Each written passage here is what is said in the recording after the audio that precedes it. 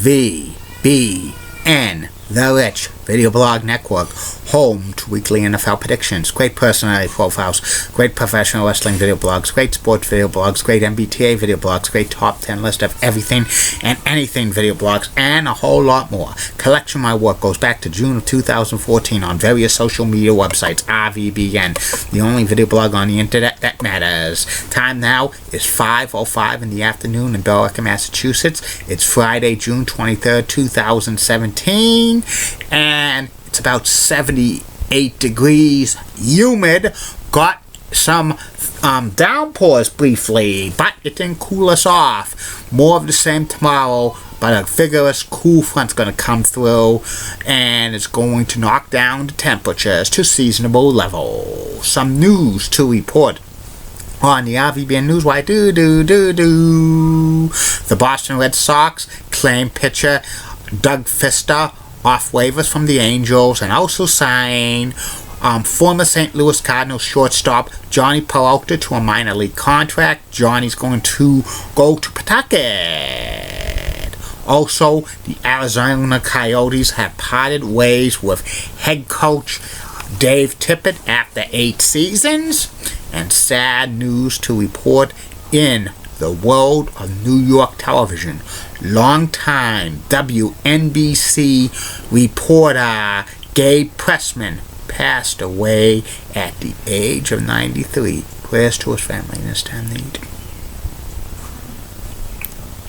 That's about it on the news from the RVBN News. Why back in a flash with my second video blog subject of the day, which will be about USA Sports, which was USA Network sports properties they owned at one time or another. But first, hear this. Get Out. You're so sweet because they're cute. The more the merrier. Go find something to do. I know.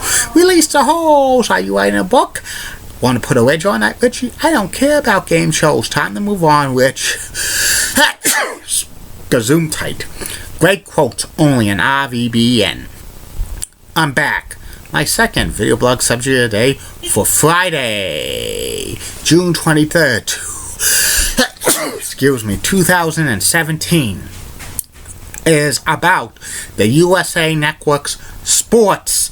USA Network showed a lot of sport programming when they first started back in 1979 into the mid-1980s. When the USA Network signed on the air in 1979, it was like MSG Network, but it got rebranded as USA Network in April of 1980. And the USA Network from 1979 through 1983 on Thursday nights had Major League Baseball games. They had a doubleheader, and all teams participated in contract, except a few of them, like the Houston Astros and the New York Mets, did not appear on that package. And they would have 2 games, a doubleheader, one from the East Coast, one from the West Coast, and they had such commentators as Al Albert and Monty Moore and Steve Zabriskie and Jim Woods and Ned Martin, among others. And they blacked out the game in home teams markets up to a 75-mile radius. So there was the Red Sox games were not seen locally in Boston on the USA Network. USA Network lost Major League Baseball at the end of the 1983 season when ABC and NBC signed an exclusive 6-year contract to continue games with Major League Baseball, preventing USA Network from carrying them. And another big sports property the USA Network had was in 1979. They acquired the rights to NBA basketball. NBA's first cable partner was the USA Network, and they showed 35 to 40 regular season games plus selective playoff games up to the conference finals. Usually the games were blacked out 35 miles from the home team market, so no Celtics games in the Boston area on USA Network, just to protect the local channels. And the USA Network had Al Albert as the #1 commentating team there. They also had UB Brown and Steve Snappers Jones as a color man, and also they had they covered the 1984 NBA draft, among other. Then they showed the slam dunk competition in 1984 on All-Star Weekend. In 1984 and 1985, USA Network lost the rights to the NBA to Turner. Also, another major sports property the USA Network owned from 1979 through 1985 was the NHL games. They were the cable home of the NHL, covering All-Star games, regular season games, and playoffs up to the Stanley Cup Finals from 1981 through 1985. The USA Network showed exclusively the Stanley Cup Finals, except in the home team's market. And Al Tweley was the host of the NHL on USA Network. Plus, they showed All-Star games after the 1985 Stanley Cup Finals during a Board of Governors meeting. The cable contract came up, and ESPN and USA Networks had sealed bids. ESPN Network won by paying 3 times the amount the USA Network was paying for, and USA got out of the NHL business. Also, USA Network showed college football games for about 6 years in the 1980s. They covered Big 8 football games, plus some Pittsburgh Panthers games and Boston College games. They were independent, and they had them every Saturday afternoon. Also, USA Network carried the Liberty Bowl in 1981. That was the first time a bowl game was on a cable network. That's very interesting. Eventually, USA Network lost all their college football to ESPN. Also, they carried college basketball, usually the Big East, for a few years, until ESPN grabbed the rights to it completely. And by the mid-1980s, USA Network was only showing sports programming of Tuesday night fights, boxing, which was top-ranked boxing from 1981 through 1998, 17 years. They showed the PGA Tour, the early round coverage on Friday and Saturday. Thursday and Friday from 4 p.m. to 6 p.m. preempting the game show block, also carrying the Masters tournament as well. And USA Network carried tennis, the French Open, and the US Open.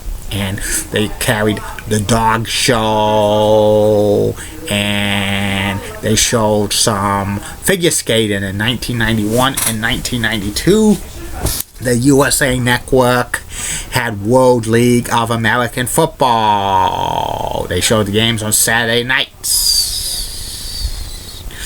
And in 2004, like when USA Network was merged into NBC Universal, they showed the summer games of 2004, beginning with the 2004 summer games, and every 2 years there's Olympic action on USA. Usually it's hockey on the Winter Olympics and Summer Olympics. They usually have its focus on team sports like volleyball and basketball.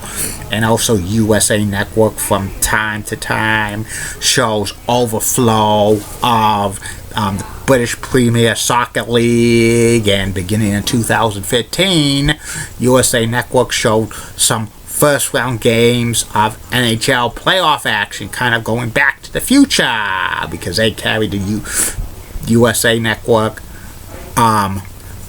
the hockey since 2000.